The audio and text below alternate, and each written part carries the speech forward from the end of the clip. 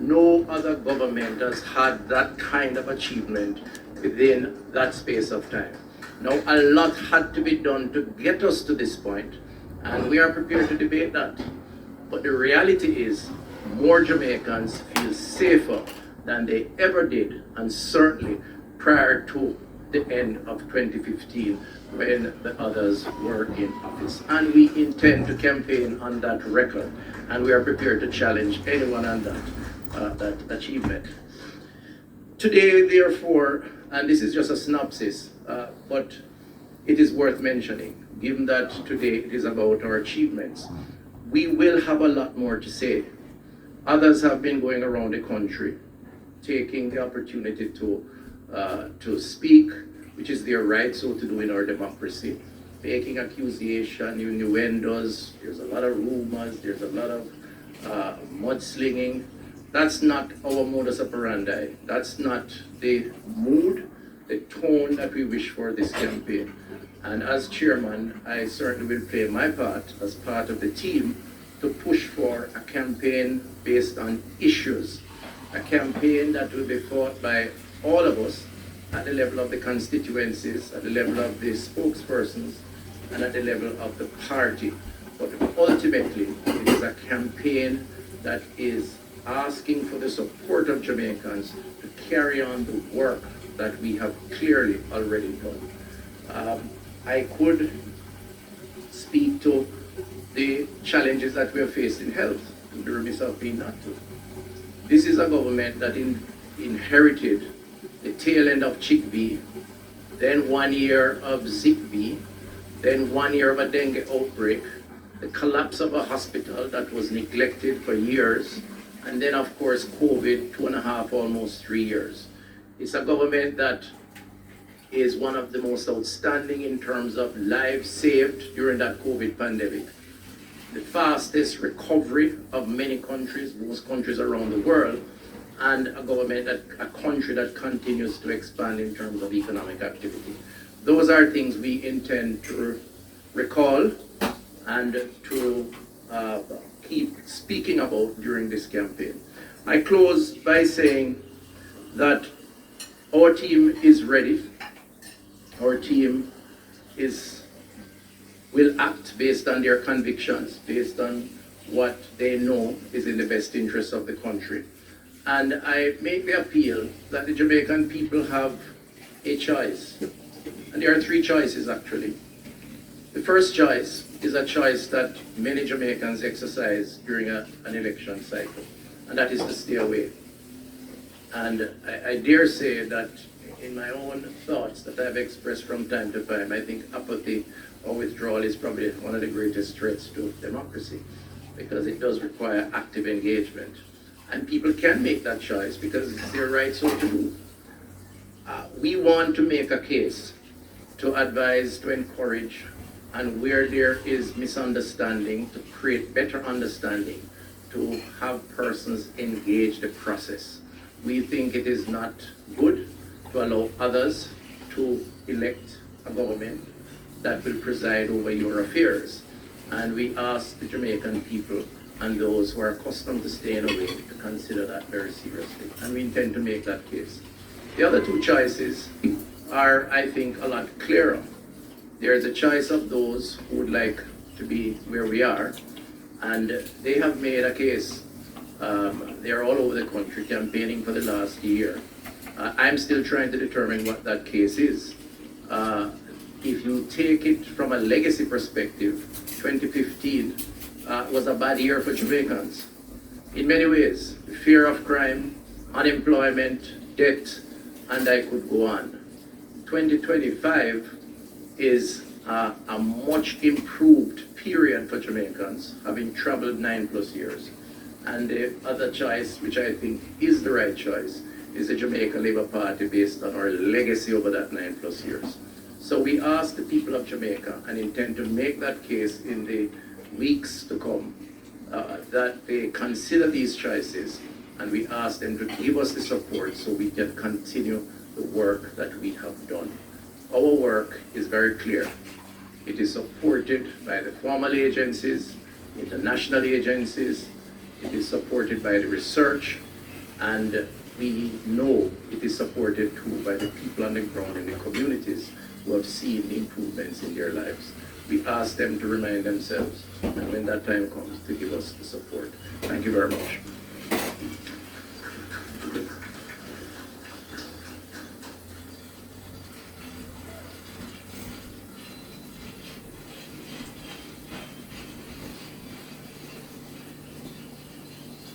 Good afternoon, everyone.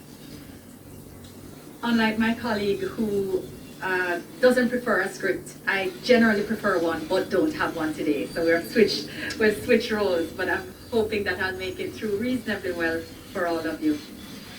I am very proud and pleased to have had the privilege of being appointed Chair of the Manifesto and Achievements Committee by Prime Minister Holness, and I'm really grateful for the support of my colleagues here and others who may not be present, who are members of the team. Of course, we have Senator Morgan, Senator Fitz-Henley, who have all been part of this very difficult process of distilling our achievements took place in a digestible book.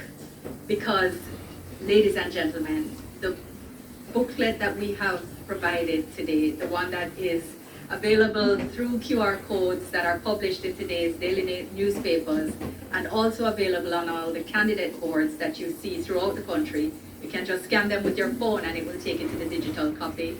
This booklet does not represent all of the accomplishments of the Jamaica Labour Party. It was a very difficult process to distill to 256. And if you don't believe me, you can even check that there are things that we have merged in here that would never in any other country be merged, because we have gone so far as to put making the BOJ independent, creating the Fiscal Commission, creating the ICE all in one, just because it's creating, and just to simplify and condense. That's the extent to which we have tried to make sure that our achievements are digestible to you. But why is this booklet important? And why was it important for us to put these things together? Dr. Tufton started to speak about the issue, and I want to go a little further.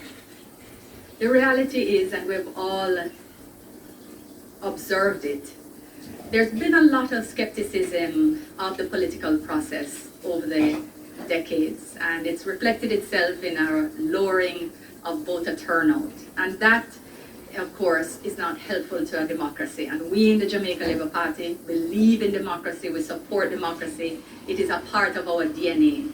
And in no administration have we ever taken any action which is counter to that. So part of what we want to do is really reignite that spirit. That's why we call on Jamaica and call on Jamaicans to choose Jamaica. We want to set a vision that goes beyond maybe what has become a transactional view of politics. We want to ask people to look at the work, look at what has been done, look at what's happening around you. So even if the road hasn't reached you yet, but you see the road, you recognize that that's a development for Jamaica and Jamaicans. You know that 138 health centers have been renovated, but the one next to you is on the list. You know that you're happy for the 138 communities that now have new health centers. Same with 150 police stations that have been renovated and the 6 new that have been built, making safer communities across the island. You know that good is happening in Jamaica. And this is important. It's important because we're demonstrating to you, we're demonstrating to Jamaica that your vote counts. It's important that individual citizens recognize that there's a relationship between their vote and results. And publishing this book was about saying that there are at least 256 reasons that you should vote for the Jamaica Labour Party.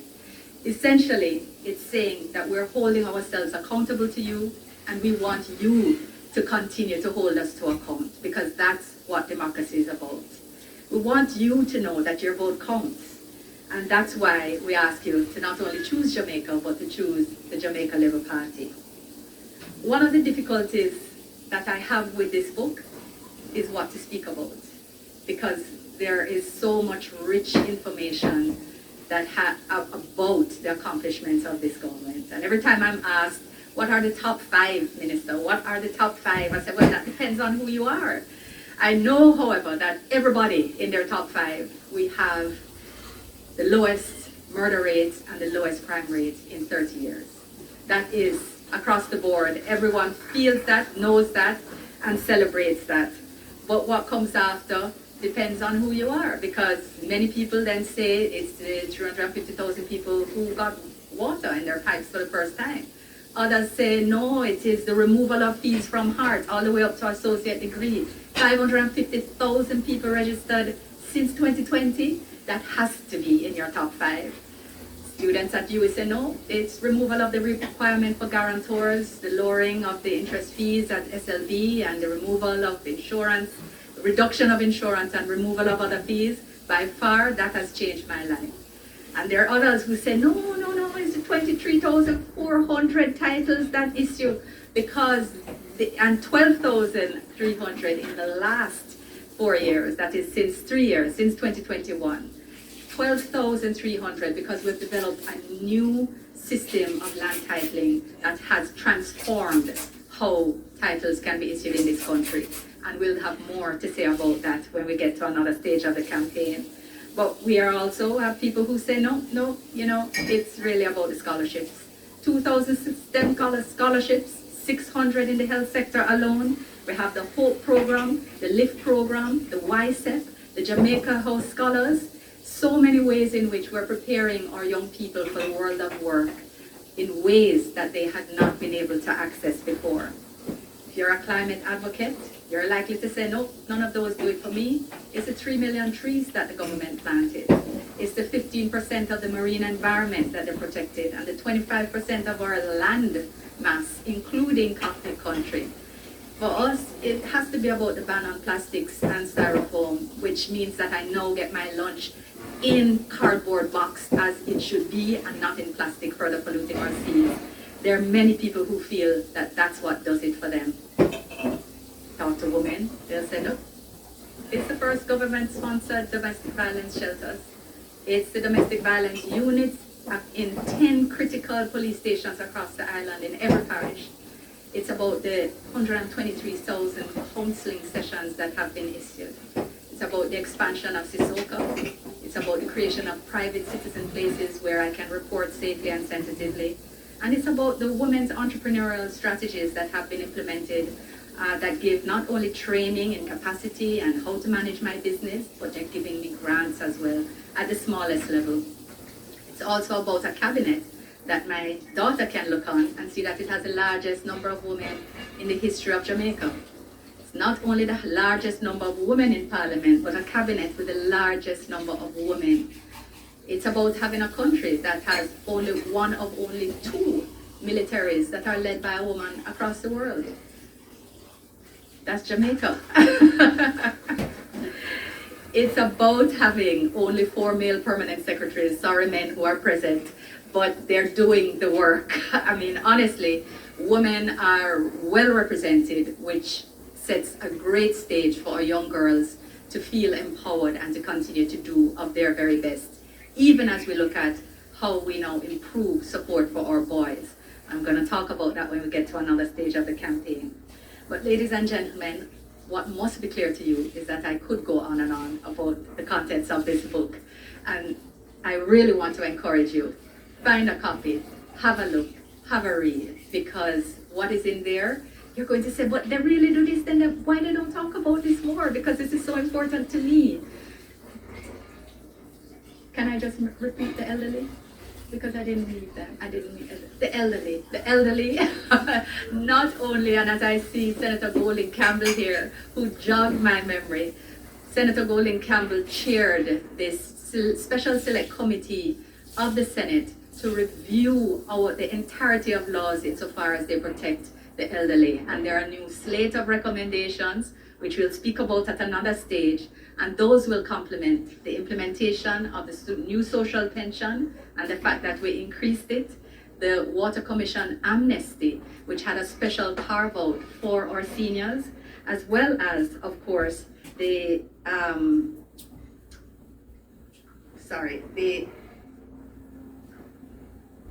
can't read my writing. exciting. And I seem to be having a brain fog moment. But the increase of the threshold as well, and the increase of regular pensions, which also helped to raise their ability to address cost of living issues. So again, this booklet is about demonstrating to people that their vote counts, that the Jamaica Labour Party government is not an all-time government that promises to do things and does not deliver. We deliver, and then we deliver more, and we are committed to delivering even more if you trust us when that time comes. Thank you very much for listening, and I look forward to speaking more with you about the amazing achievements of this administration. Thank you for listening.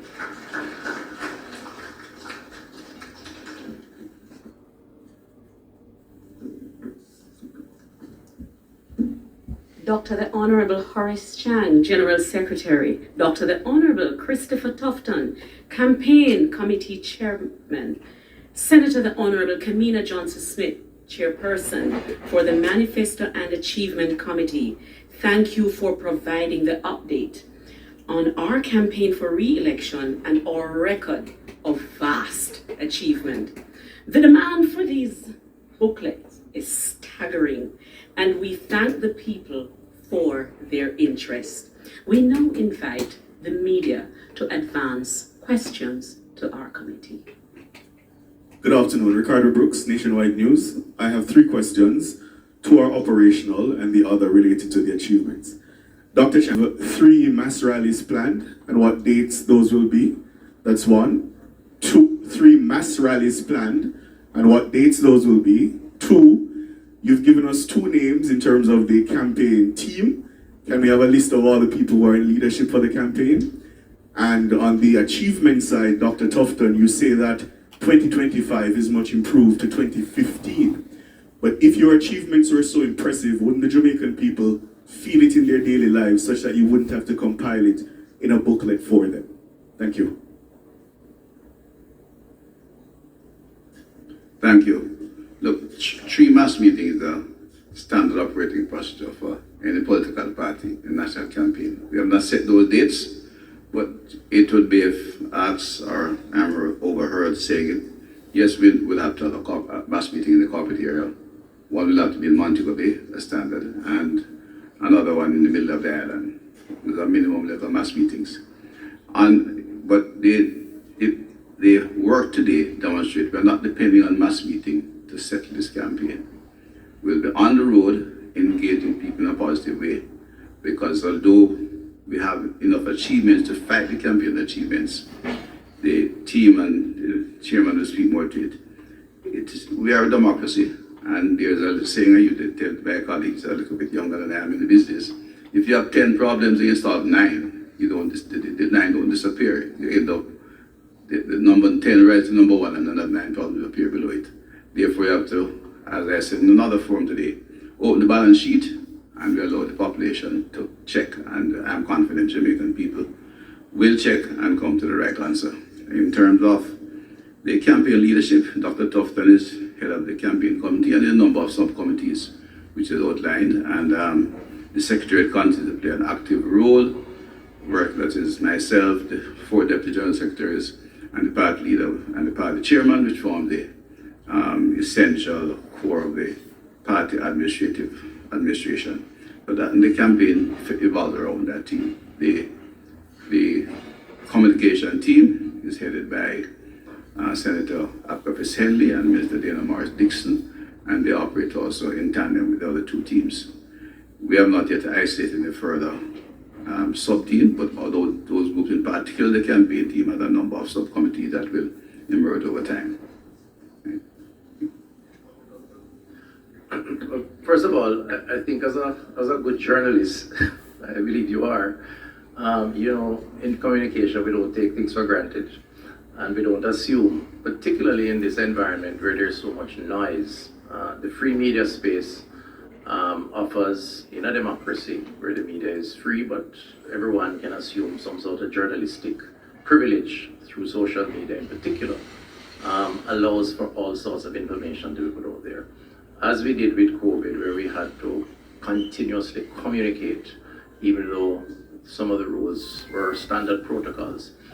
In an election cycle, we have to communicate. And so the achievement document, persons may know of some that have benefited them. They may not know of others that are benefiting others. And when taken together as a compilation, provides a real sense of what the government has been doing.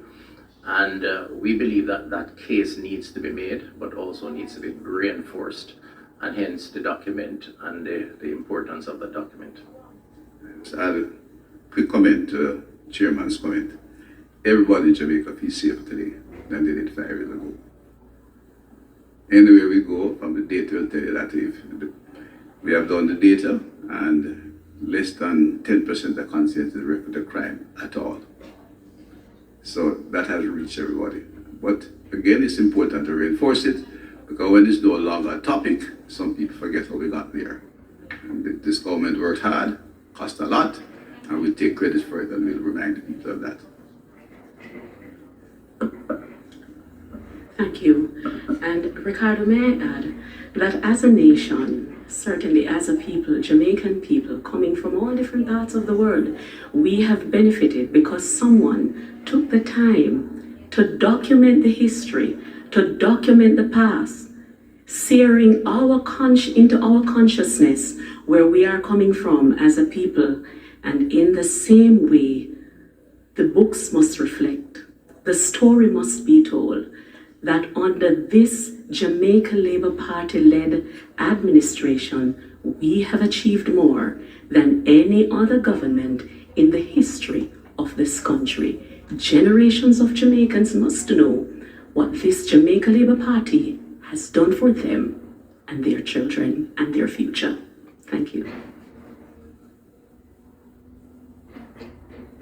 Dr. Tufton, Timon Francis from the Gleaner. In your canvassing, are Jamaicans absorbing the message from the Jamaica Labour Party's platform? And how will Prime Minister Andrew Holness's challenge to the Integrity Commission report in court impact the JLP's campaign?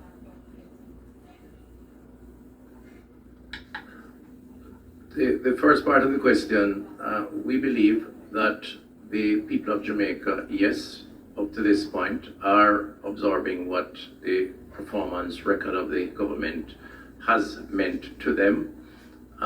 That's the feedback we get on the ground, and a lot of that work is not through the mass rallies, even though they serve an important purpose.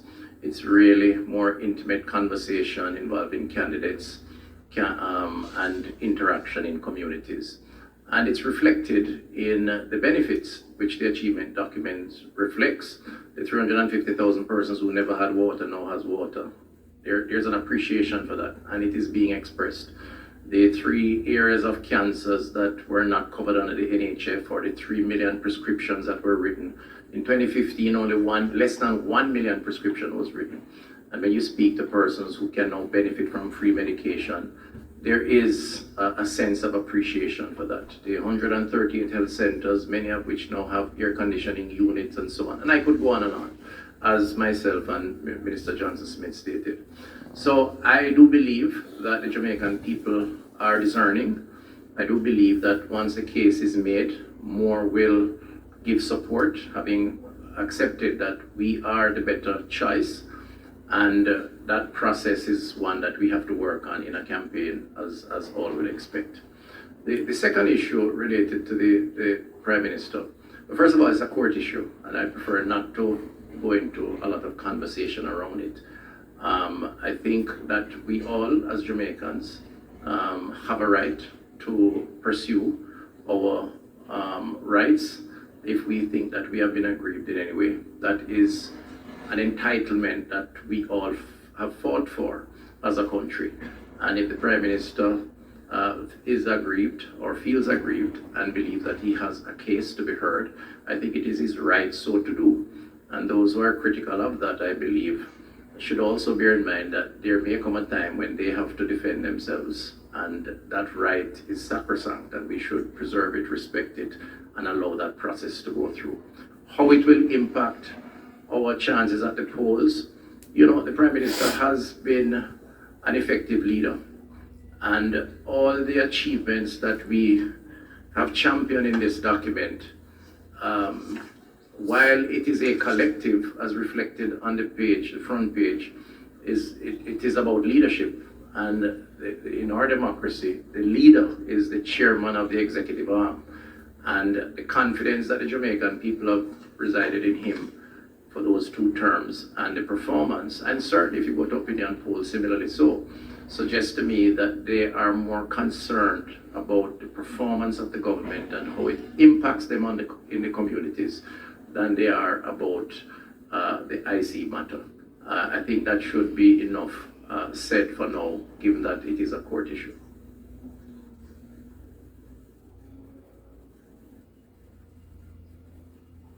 Any other question? Jamila Maitland from TVJ News. To the GenSec, Dr. Chan, following your meeting with the ECJ and the unit responsible for the Political Ombudsman's Office. So following your meeting with the ECJ and the unit responsible for the Political Ombudsman's Office, what is the message to the political candidates, the JLP political candidates going forward? And also, there is this notion that the public is now feeling the impact of the subsumation of the office to the ECJ. We're seeing widespread vandalism and not enough visibility from the ECJ, and that is the unit responsible for refereeing these matters. Do you think that was a retrograde step with the government when it used its majority to push through that legislation? Firstly, the message to all candidates in the Jamaican parties: do not seek to destroy or damage any of the political paraphernalia of the opponent. Do not use abusive language in arguing with your opponents, whether at the candidate level or members in the community. In all of this, conduct yourself in a matter of dignity and respect for democratic traditions. And the billboards, the signs, the flags are all part of that. There are many countries which have gone into a civil war and battled to get that rank and privilege. We have it, and we have had it for a long time. We are among the 10th or 12th oldest democracies in the world. And that's a fact of history which we need to protect. And I will indicate to the candidates directly that we're urging them not to participate in that meeting. Was, of course, the General Secretary of the People's National Party, who maintained the same position. And the joint release. A release will come from the ECJ indicating our agreement, and we'll send in the individual communication to our candidates that they should be left alone, and at that point the police will deal with those who interfere with the private property of the parties either side. This is something we agreed to at the end of assuring the public at the end of the campaign. We will in fact remove some of those billboards and flags and other things that the community may feel are not appropriate in the community at that point in time. In terms of the role of the ECJ, no, I think it's a very positive move. The ECJ is an established constitutional body. We have not embedded it yet, but it has built a very strong reputation of balance and thought, and it has authority and power. It can invoke, it can hold the candidates accountable much more effectively than the ombudsman could. And therefore we find that this is worth the while to put it there, and we have a very strong and chairman of the Electoral Commission, the one of the highest level of integrity and balance as a national leader. So we are very confident he'll conduct the office in the way it should be. The issue of frequent communication, maybe in different styles, but I know the chairman has the personality and the strength of character to interface with the political parties at every level and effect change and implement changes that is required in the campaign.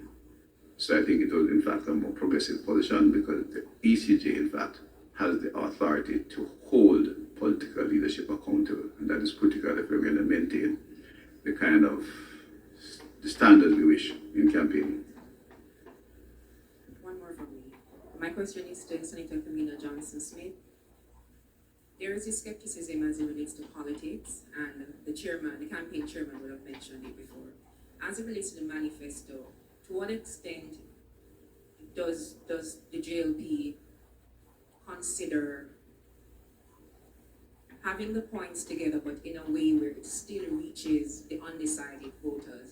Because we're still trying to get those persons to come to the polls, but there is still this level of apathy that is there. How do you find, like, putting this information in a way where it's still appealing as it is creating voter awareness? And how soon will we get in the manifesto to the public, that is? It's an important, manifestos have become an important part of our process.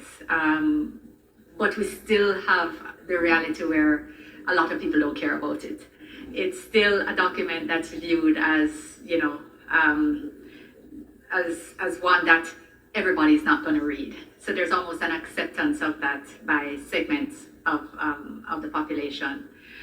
We continue to try to get the message out.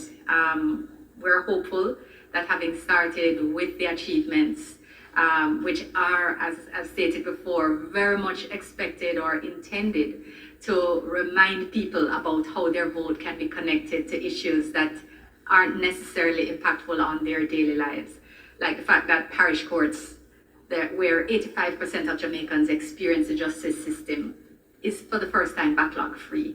That's not something that everyone is concerned about, but it's a reality that somebody, if they're thinking more about Jamaica and where we're heading, that they might be impacted by that information, even if they weren't aware before. And we're hopeful that this process of sharing more of this information, and as Minister Tufton said, the reality is there's a whole lot of misinformation about there. Young people nowadays, I have sympathized with them because they have to figure out what's true and what's not true. We didn't have to do that so much. Pretty much everything that you read was likely to be trusted or from a trusted source. So for us, it's important to have this information out as a first stage to engage people in saying, listen, this is what is, this is what we've done, and it hopefully will prepare more of the pitch for people being interested to know what comes next, given that we have delivered based on what we said we'd do. In due course. Thank you. An election was called in the middle of COVID in 2020. With all these achievements, why have Jamaicans not been called to the polls? I think we have to be careful to not, should I say, assume that the political cycle, which allows a 5-year term,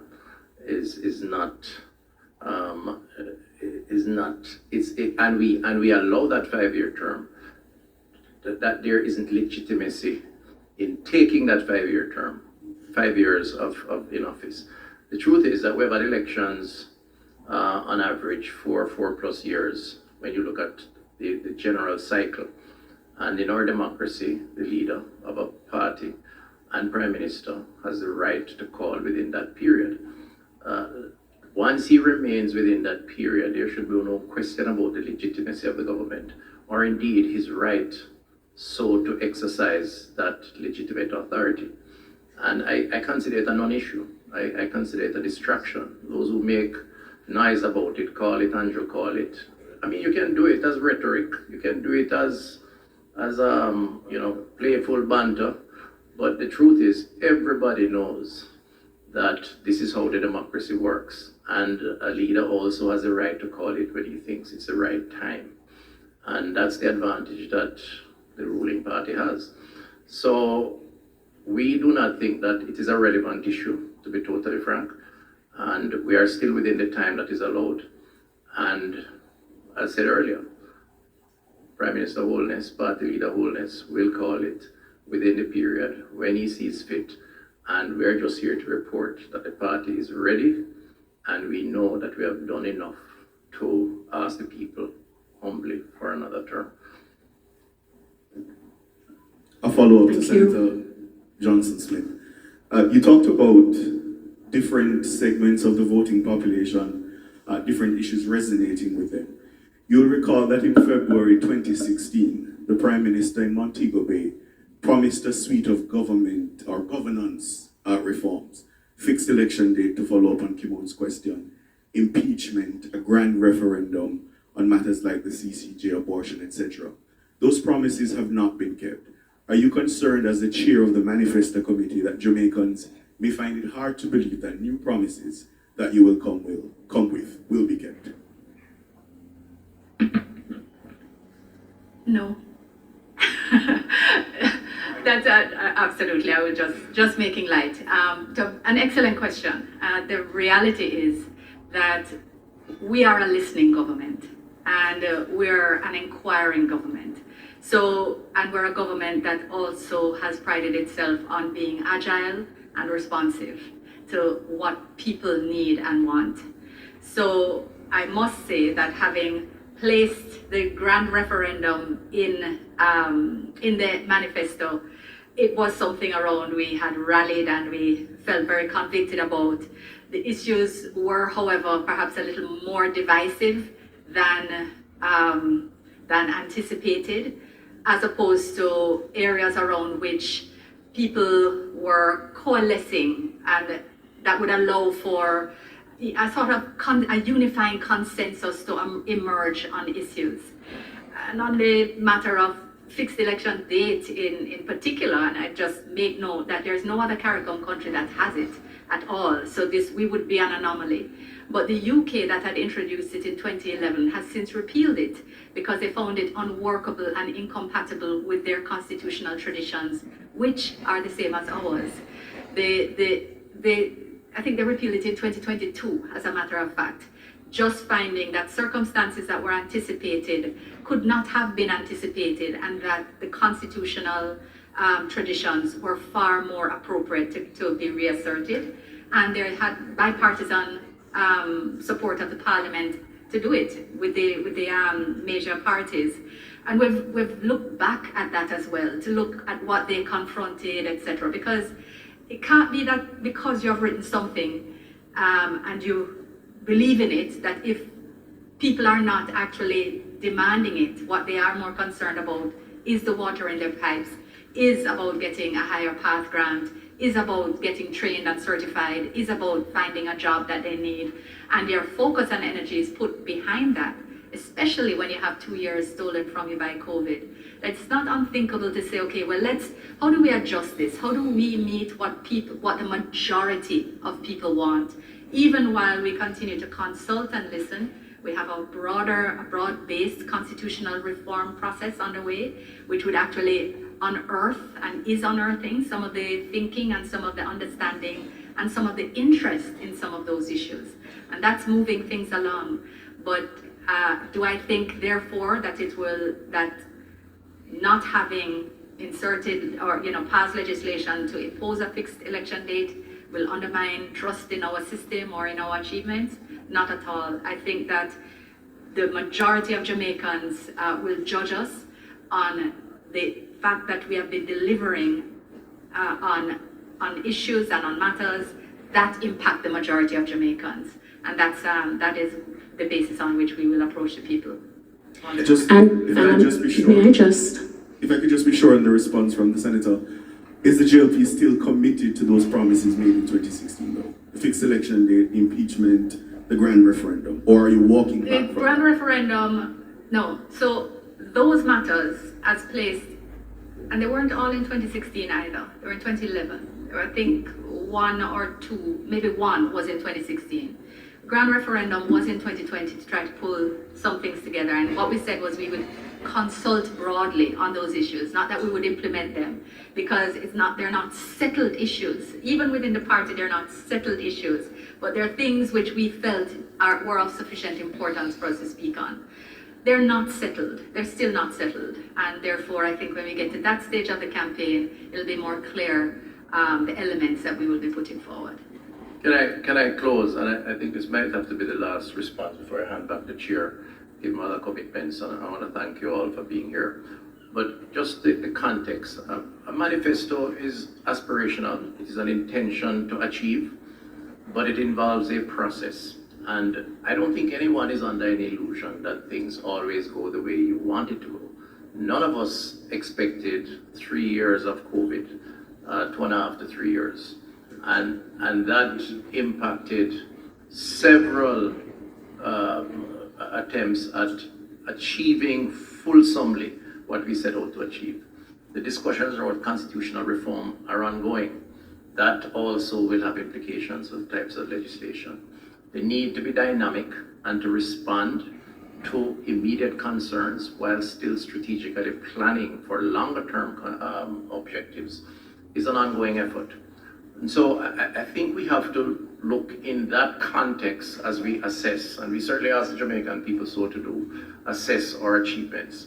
What I'm prepared to say without fear or favor, and what the party will argue in the most convincing way, because we are confident and we have the conviction, is that more Jamaicans are better off today in 2025 on a range of programs that have brought them benefits than they were in 2015 when the PNP was in office. I can say so without fear in terms of the National Health Fund, access to health centers, access to training, crime reduction and the fear of crime, the economy that has expanded in terms of jobs. And that, to my mind, and we hope, as we humbly solicit the support of the people, is enough to say, if we have done what we have done, then you can have faith in us to continue the work over the next period. And that's the message that we intend to carry to the Jamaican people in the weeks to come. And we are confident that they are sufficiently discerning and that they will make the right choice when that time comes. Thank you very much, and I'll hand back now to Madam Chair. Thank you. And Ricardo, I just want to add that the Jamaican electorate is discerning and also intelligent. They know that there are some goals that are long-term. As we say in Jamaican parlance, not everything we're going to achieve overnight. But what is important to them is that they have and they believe in a JLP-led administration that is going to stay the course. Ladies and gentlemen, we thank you for coming, but I close by saying that this is not a party of promises. We are a party of commitment, not a party of lip service, but a party of action. The Jamaican Labour Party has the discipline, the will, the loyalty to our Jamaican brothers and sisters to deliver on their most cherished goals and ambitions. On a record of vast achievement, we are the Jamaica Labour Party, doing more for you because we choose Jamaica. Thank you, ladies and gentlemen.